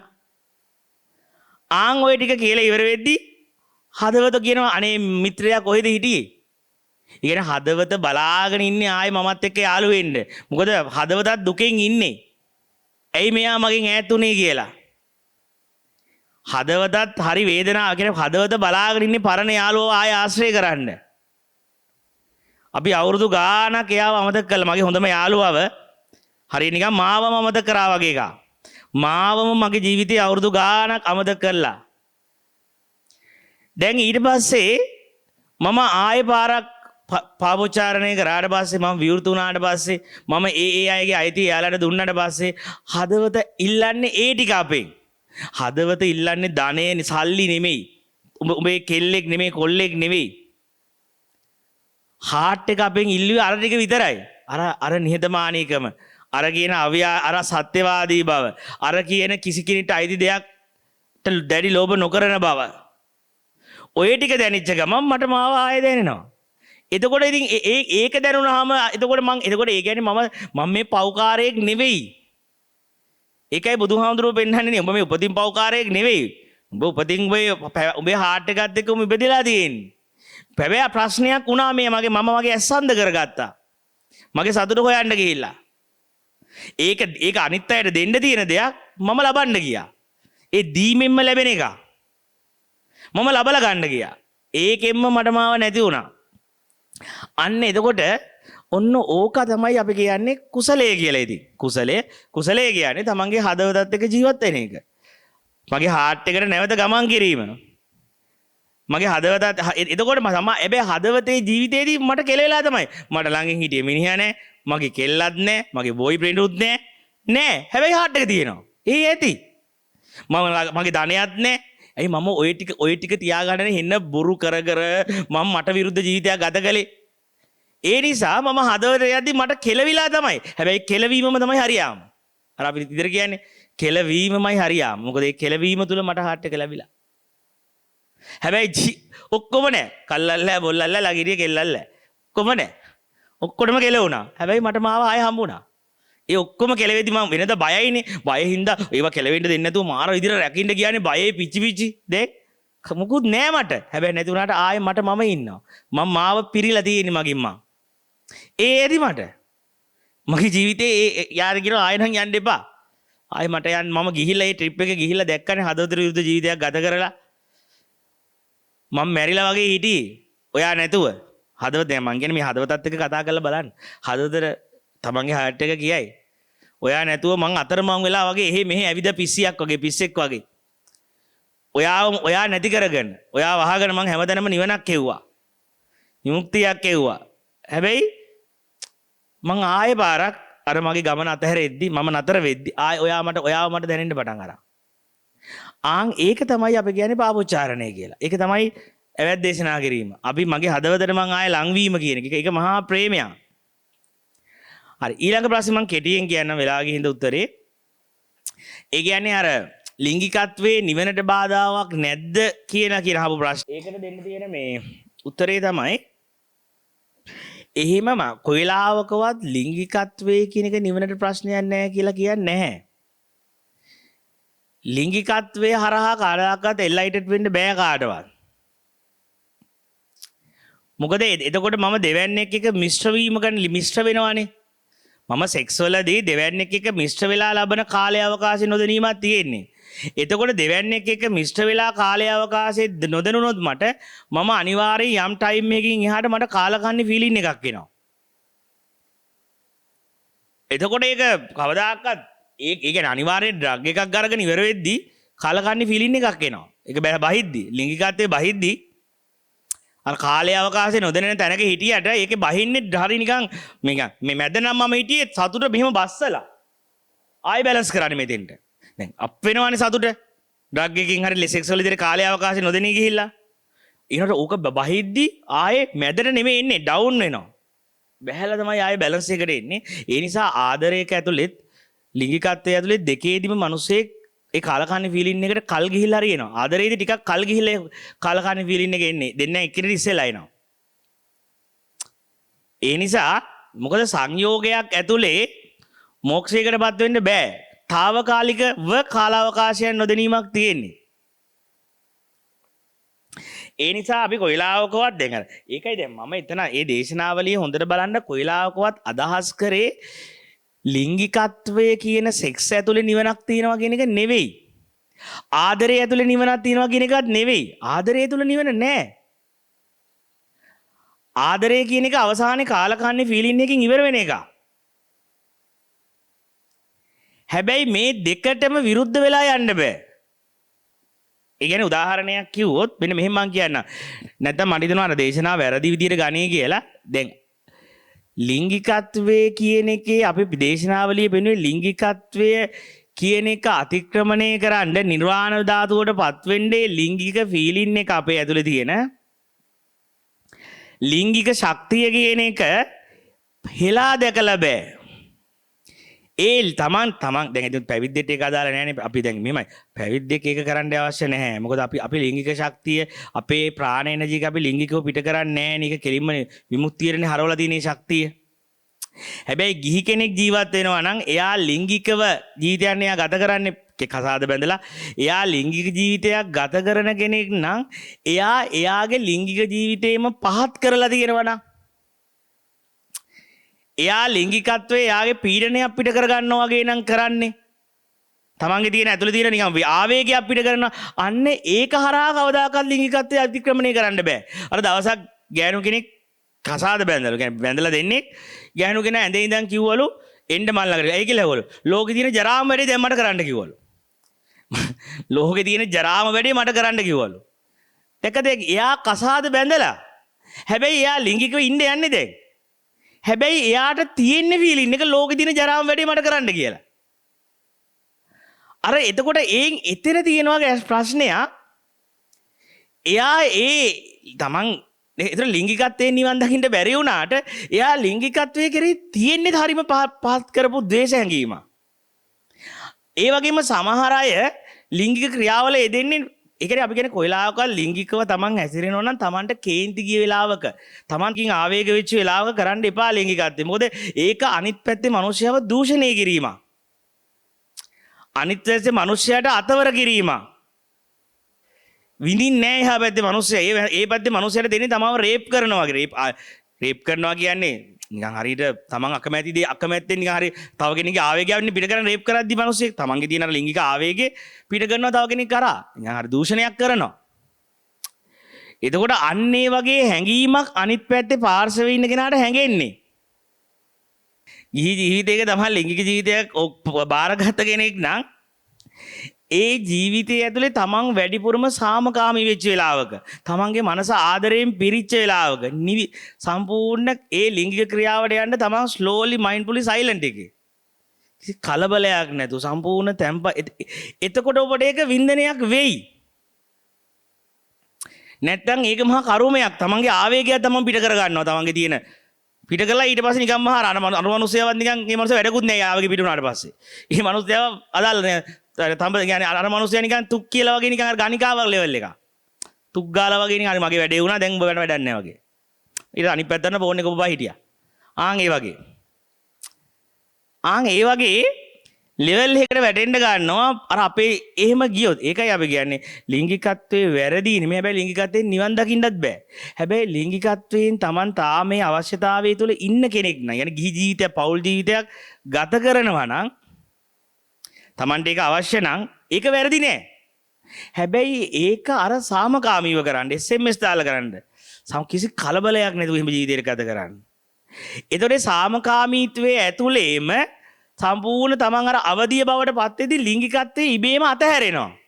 මොකද තමන් සම්පූර්ණ SMS slowly mindfully silence වෙද්දී තමන්ට අර ක්‍රියාව වැදගත් නැහැ. තමන්ට පිට කරගන්න 1000කුත් නැහැ. තමන්ට හරියට රහත එකක් බොනවා වගේ සම්පූර්ණ කලබලයක් නැහැ, හදිසියක් නැහැ. ඒකේ වින්දනයකුත් තියෙයි. හැබැයි ටික වෙලාවකදී තේක අවශ්‍යත් නැති වෙයි. ඒ වින්දනේ નિરાයාස වෙන්න පටන් ගනී. හැබැයි ඒකේ කලබලය අඩු කරගන්න. ඒකේ 10 අඩු කරගන්න.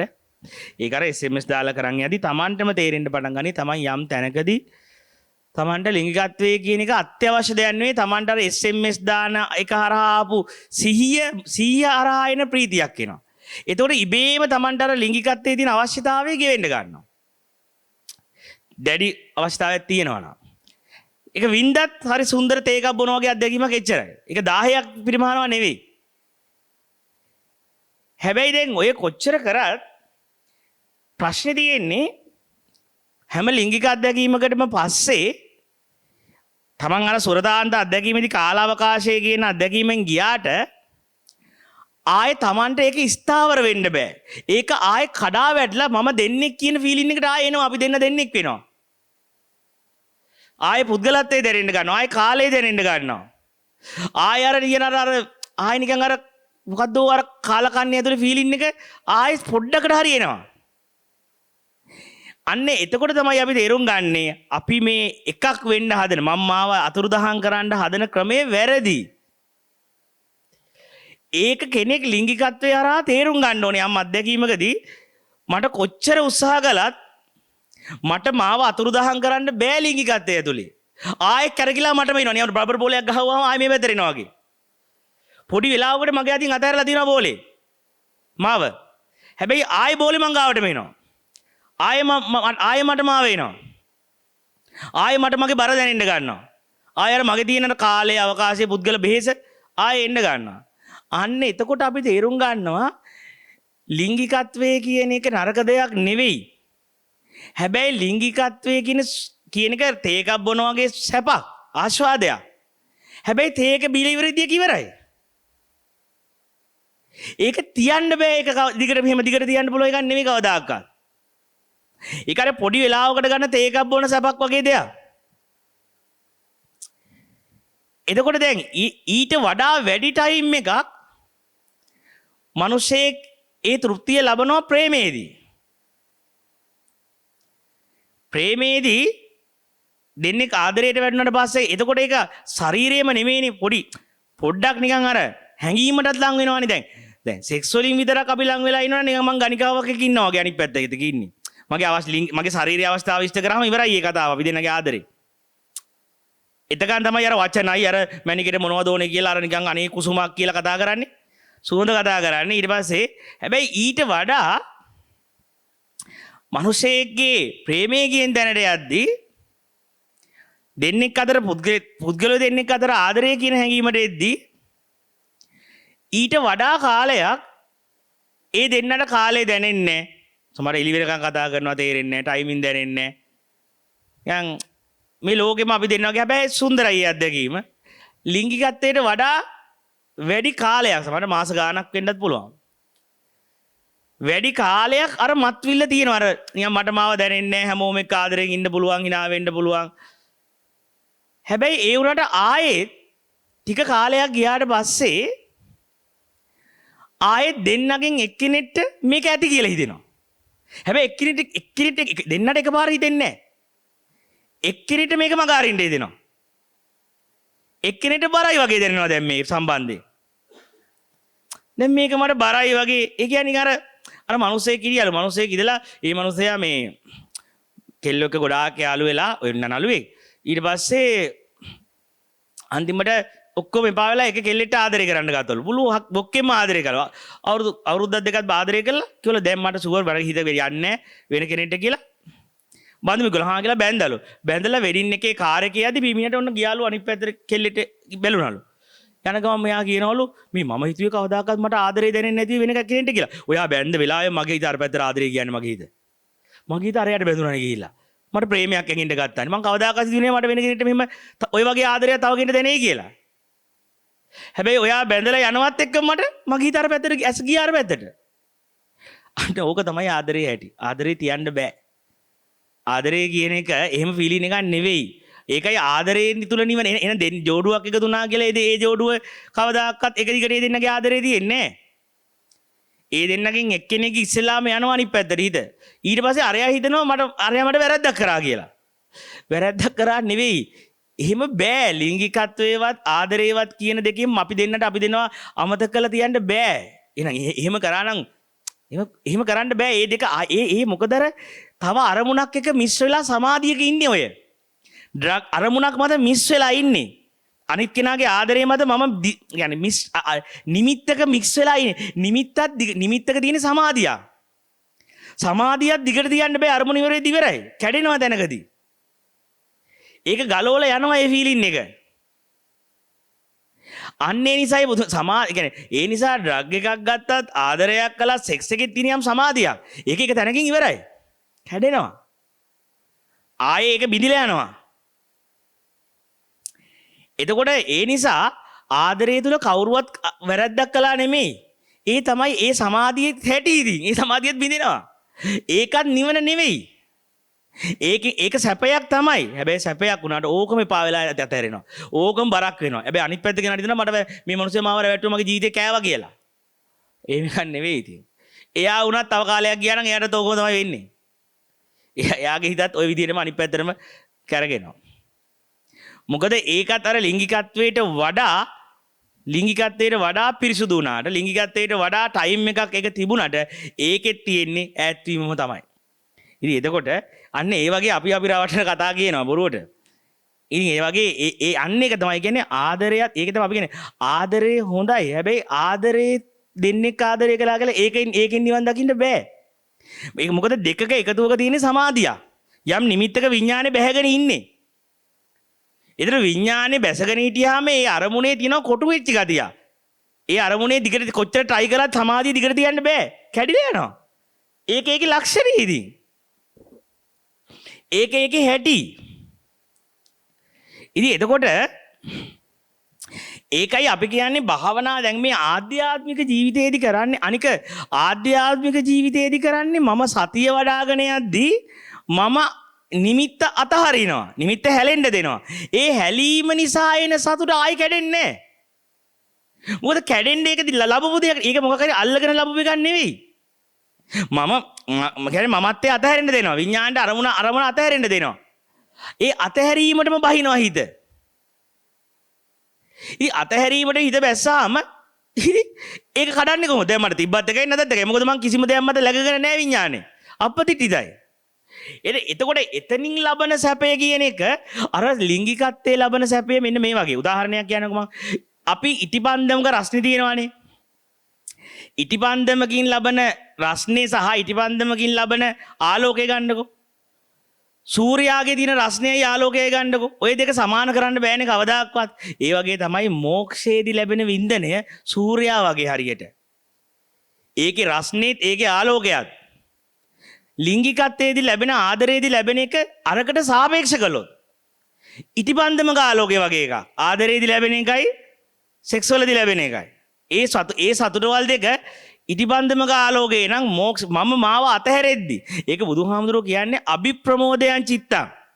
මම මාව අතහැරෙන තැනදී එන සතුට බුදුහාමුදුරුවෝ ඒක ලං කරන්නවත් බෑ අර සැප දෙකට ඉන්ද්‍රිය සැප දෙකට.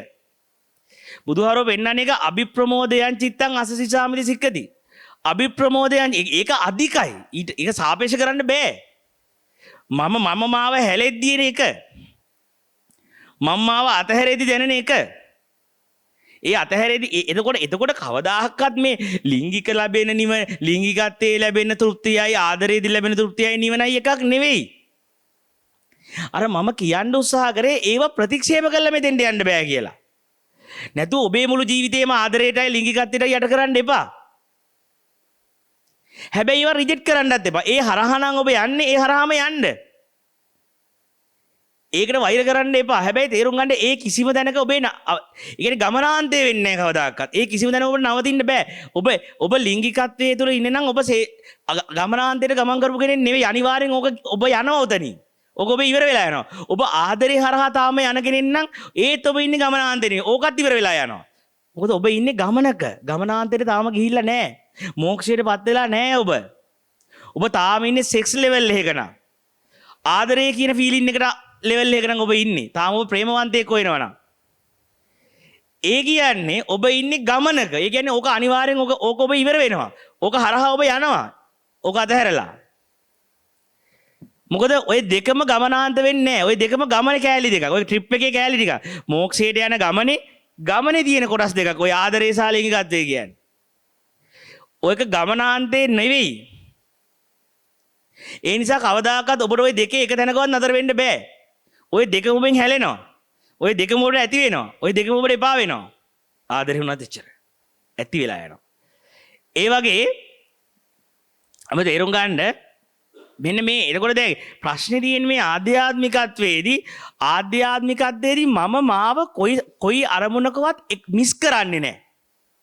මාව සමාධියයි කියන්නේ ඩ්‍රග් එකකවත් ගැහැණු ළමෙක් පිරිමි ළමෙක් අරමුණකවත් සෙක්ස් එකකවත් මේ විඥානේ මෙහෙම භාවනාවේදී මෙහෙම මිස් ඒ කියන්නේ ඒ අරමුණට මත පිහිටලා මාව අමතක කරන්නේ නැහැ.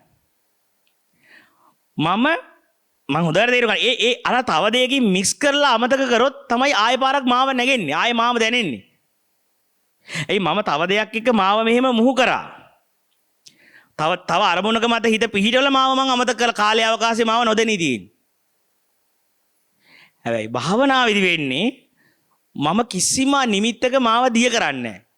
මම අවදියේම ඉන්නවා. අවදියේ ඉන්න මාව අතහැරෙනවා. ඒ මාව අතහැරෙද්දී ලැබෙන අත්දැකීම සූර්යාලෝකය වගේ ඉටිපන්දමට සාපේක්ෂව. ඒ ලැබෙන සැපය ඒකයි නිබ්බානම් පරමං සුඛං කියන්නේ. ඒ සුඛය, ඒ සැනසෙල්ල. හැබැයි ප්‍රශ්නේ වෙන්නේ මම මාව අත්හැරෙන්න යන ගමනේදී අපිට හිස් බවක් දැනෙනවා ඇතුලේ. මෙන්න මේ හිස් බව දරන්න බෑ අපිට. කියන්නේ මම දැන් එන්න මේ භාවනා මේ වගේ මහානකමකදී අපි කරන්නේ ස්වෛරී වෙන එකනේ, ස්වාධීන වෙන එකනේ, භාවනා කරද්දිත් කරන්නේ එකනේ. කිසිම අරමුණක් අල්ලන්නේ නැහැනේ, නිමිත්තක් එකකින් නැහැනේ. ඒ නිමිත්තක් නැති වෙන්න මාව හිස් වෙන්න ඒක අර මට මතකයි එකපාරක් ඔය භාවනා කරද්දී අන්තිමට මම භාවනාවත් වටේ හොමාල්ලගේ වටේ දුවන්න හිතුණා. මොකද දිව්වා. ඒකනේ බයයි. ඒකනේ බයතුපට්ඨාන ඥාන හරියට භාවනා වැඩෙද්දී තේරෙනවා අඩිය ගහ ගන්න දෙයක් නැහැ. කතා කරාට නිකන් කියවෙනවා. කියන කෙනෙක් දැනෙන්නේ නැහැ. ඇවිද්දට ඇවිදින කෙනෙක් දැනෙන්නේ. ඇඟ ඇල්ලුවට අල්ලන කෙනෙක් දැනෙන්නේ නැහැ. මෙහෙම වෙද්දි පට්ට බයක් එනවා. යන්නේ ඒ අත්දැකීම ඒ කියන්නේ මිනිස්සෙට ඒ එක්ස්පීරියන්ස් එකට තමන්ගේ ආධ්‍යාත්මික ජීවිතයේදී හිතන්නකෝ මම කතා කරාට මාව දැනෙන්නේ නැතිලා ගිහිල්ලා නා. හඬ ඇහෙනවා කවුරුත් නැත්නම් මෙතන. දැන් හීනයක් ඇතුලේ වගේ නිකන්. කවුරුත් නැහැ. හඬක් විතරයි. අතහෙල්ලුවට අදෝලන කෙනෙක් නැහැ. ඒතකොට හිතන්නකෝ යම් තැනක දැන් හිතන්නකෝ දැන් මාව මෙතනින් නැති කරලා මාව නැතුව මේ හඬවල් ඇහෙනවා. කොහොමද? එහෙම වෙන්නේ නැහැ. මම නැතුනොත් හඬකුත් නැහැ. මම නිකන් අනුමානව හිතන්න කියන්නේ. හිතන්නකෝ දැන් මම මෙතනින් මාව අයින් කරනවා. ඔබ වහන්සේ නැහැ. ඔබ වහන්සේ නැතුව දේශනාවක් ඇහෙනවා. හිතන්නකෝ බයිදරෝනේ අපිට කවුද කතා කරන්නේ? ඔබ දැන් හිතන්නකෝ ඕක ඔබට උනා කියලා. ඔබ නැතුව ඇහෙනවා. කියනවා.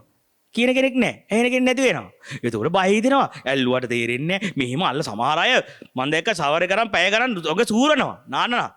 ඒකනේ ආයේ මට මාව දන්න ගන්න. හරි බයයි සමහර අය මේ ඔය නිවන් දකින්න ආවට ඔය අත්දැකීම වෙද්දී දුවන්න හිතෙනවා බයට. එහෙනම් අපි මේ ආපු කාරණේ අපිට වැඩෙන්න ගද්දි තේරෙන්න ගද්දි හැබැයි යම් කිසි කෙනෙක් බය නැතුව ඕන දෙයක් වෙච්චාවේ. ඕන දෙයක් වෙච්චාවේ කියලා ඕකටම බස්සනවා. මට මාව දැනෙන්නේ නැති වෙනවා. මට මාව දැනෙන්නේ නැති එක්ස්පීරියන්ස් එකට. ඒ කියන්නේ බුදුහාර අනත්ත මේක ඇතු. මේ තමන් පැත්තට හැරෙන්න සතිමත් වෙලා තමන් පැත්තට හැරෙන්න තමන් කියලා කෙනෙක් නෙමෙයි හම්බෙන්නේ අනත්තයි ශූන්‍යයි. ලැබීමක් වෙන්නේ නැහැ. ශූන්‍ය වෙන්න පටන් ගන්නවා. මෙතන ඇත්තටම මෙතන නිකන් මුකුත් නැහැ. හිස් අනත්තයි. අනාත්මයි. ආත්මයක් මමෙක් කියලා පිළිටන දැනක් නැහැ. ඉතින් හිතන්නකෝ ඕක අවබෝධ වෙද්දි ඔබට ඔක දැනෙන්නේ නැති ඉඳ හොඳයි. ඔබට හිතෙන්නේ මම බණ අහගෙන ඉන්නවා මේ වගේ වෙලාවනේ ඔබ වහන්සේ කියන දේශනාව ෆීල් කරනවා වගේනේ. ෆීල් කරන කෙනෙක් නැත්තම් මෙතන නිකන් මෙච්චර කාල මම කියලා දැකලා තියෙන හේවණල්ලක් වගේ නා. මගේ යාළුවෝ මගේ ගර්ල්ෆ්‍රෙන්ඩ් කියලා බොයිෆ්‍රෙන්ඩ් කියලා දැකලා තියෙන හේවණල්ලක් නා. ඒක දැනෙද්දි දින බය කොහේ අල්ලන්නද? කාට ගිහිල්ලා කතා කරන්නද? ආන්ගේ වගේ තේරුම් ගන්න තමන් යම් වෙලාවකදී තමන්ට මේ සිහි භාවනා කරගෙන මහාන ජීවිතයක් ගත කරන් භාවනාවේ ගැඹුරට යන්න තමන්ට අනාත්ම ස්වභාව අනාත්ම ලක්ෂණය මතුවෙන්න ගන්න අනාත්ම ස්වභාවය. ඒ අනාත්ම ස්වභාවයේදී වෙවුලනවා අපි බය හිතෙනවා අපිට මුලදී ඒ බය තියාගෙන ඒකටම බහින්න. බය නැති කරන්න යන්න එපා. බය එනවා කියන්නේ ඔබට මේ අනාත්ම ලක්ෂණේ පහළලා තියෙන්නේ. බය එනවා කියන්නේ සමහර අයට බය නෙමෙයි වමන යනවා. ඒ ඉතින් අර හිතන්න අර ඒ ෆීලින් එක මොන වගේද දන්නවද? ලොකු කන්දක් උඩට ගිහලා මෙහෙම බලද්දී අපි නිකන් වෙවුලන්නේ ලැම්ඩන් ගහන්නේ. වමන යන්න එන්නේ. කකුල් ලැම්ඩන් එන්නේ නිකන් කකුල් නිකන් හිරි වැටලා යන්නේ අඟ. ඒ වගේ ෆීලින් එක කියන්නේ මාව නිකන් අර මෙහෙම නිකන් හරියට නිකන් ප්‍රපාතයක් බැලුවා වගේ උඩ මුදුනකට ගිහිල්ලා. ඒ වගේ එකක් ඒ වගේ ෆීලින් එකක් අස්සට එන්න ගන්නවා. يعني කොතනකවත් ඔබ නැත්තම් ඔබට මේ කියන වචනේ පිටිපස්සේ කවුරුත් නැත්තම් ඇවිදින්න පිටිපස්සේ ඇවිදින කෙනෙක් නැත්තම් නිකන් හොල්මනක් වගේ කිසිම නිකන් රූකඩයක් වගේ නැත්තම් ඒ අත්දැකීමේදී මිනිස්සු මේක අතහරිනවා. මේ ආධ්‍යාත්මික කතාවට බය වෙලා අතහැරලා යනවා. උතනදී 99ම. ඒ බයට යන්නේ මොකද මේ අස්සට යන්න අස්සට යන්න මම නෑ. අවදියට යන්න. අන්නේ බය නිසා ඔවුන් ඔය වෙලාවේදී මොනවා හරි ගූබෙට්ටක් හරි අල්ලනවා ගිහිල්ලා. බයට ඒ භාවනාවේ සතියේ ඒ තරම්ම ගැඹුරට යද්දි බය වෙනවා කියන බයවිල්ලට හරි අම්මෝ ආමුදුරෝ මගේ පරණ ගෑණි හොඳයි මට පරණ ගෙදර හොඳයි. ආයේ ඒ කියන්නේ වමන යනවා උකාරයට යනවා. ඒ කියන්නේ සමහර අයට ඕ ගාලා වමන යනවා. සමහර අයට ඒ කියන්නේ අර කැරකිල්ල වගේ නිකන් අර කියන්නේ මේ හැරෙන්න මම නැත්තම් අර ඒ අත්දැකීම හරි සමහර අයට මුලදී මේක වමන යනවා වගේ එකක් එන්නේ. අර ඔක්කාර එනවා වගේ කැරකිල්ල හැදෙනවා වගේ කන්ට්‍රෝල් නැතුව බැලන්ස් නැතුව කැරකිල්ලට එනවා වගේ. ඔය වගේ අත්දැකීම් ටික කරහා ඒකයි කියන්නේ එක්කෝ මේ නිවන් දකින්න කියලා එක්කෝ පිස්සු හදාගන්න. ඇත්තක් එතන නිවන් දකි. මොකද ඒක ඔය අපි හිතන එකක් නෙවෙයි. අපි අවසානයේ අපිට අවබෝධ වෙන්නේ. අපි ඔය හිතන් යන එක නෙවෙයි අපිට අවබෝධය. අපි හිතන නිවන නෙවෙයි යන්නේ අපි. අපි බලන්නේ මේ ආත්මයකට නිවනක් ලබන්නනේ යන්නේ. මේක අනාත්මයෙන් මතුවෙද්දි. ශූන්‍යතාවයෙන් මතුවෙද්දි. ආත්මයක් දෙයක් අවබෝධ කරන්න යන්නේ. අරක ඇතුලේ මතුවෙන්න පටන් ගත්තා. අන්න එතෙන්ට තමව අතහරින්න පුළුවන්, තමාව නැති වෙන්න පුළුවන් නම් ආන්ගේ නැති වීමෙන් ලැබෙන සැප අර මොන ලැබුවත් ලබන එකට වඩා ශ්‍රේෂ්ඨයි. මොකද ඉවර වෙලා යනවා. සම්පූර්ණ තමන් අතුරුදහන් වෙලා යනවා. සම්පූර්ණ ශූන්‍ය වෙලා යනවා. ඒ ශූන්‍යතාවයට බහින්න ඒ ශූන්‍යතාවයට එකතු වෙන්න ඉතින් ඒක තමයි මේ වෙලාවේදී ඉන්න ඇත්තත් ඒකම තමයි. දැනුත් තියෙන එකම සත්‍ය ශූන්‍යතාවය තමයි. අනාත්මය තමයි. ඒකයි අපි හැවෙලේම කියන්නේ දැන්ටත් ඔබ බුදු වෙලා ඉන්නේ කියලා. ඔබ බුදු වෙලා නැහැ. අනත්තයි. ඔබ බුදු වෙලා හිටියම කිව්වම ඔබට හිතෙනවා ඇති අර ඔබ කියලා කෙනෙක් බුදු වෙලා මෙතන ඉන්නවා කියලා. නෑ. ඔබ නැති නිසාම මෙතන බුද්ධත්වයේ තියෙන්නේ. ඔබ කියලා කෙනෙක් වෙනම කෙනෙක් පනවන්න නොමැති නිසාම. මෙතන තියෙන සත්‍යය. බුද්ධත්වය. ඒ බුද්ධත්වයේ ඔබට අවබෝධ කරගන්න බෑ. ඔබ කියන එක යම් තැනකදී අත හැලෙද්දි අර සත්‍ය මතුවෙනවා. ඉතින් එතකොට එතනදී අර අයගේ වැඩේ තියෙන අර බය කඩාගෙන යන්න ඕන. අර උක්කාර වෙන ගතිය, අර අප්පිරිය වෙන ගතිය, ඔය රෝග ලක්ෂණ එනවා. බබා හම්බෙන්න ඉස්සෙල්ලා වමන යන්න එනවා. ඔය එක ඒවා එනවා. දොළ දුක් එනවා. තමන් අර මොකද්ද මොකද තමන්ගේ පරණ ආසාවල් ඇවිසිලා එනවා. දොළ දුක් ලක්ෂණ ටික එන්න ගන්නවා. ඔය වෙලාවේදී ඒව පස්සේ යන්නෙත් නෑ.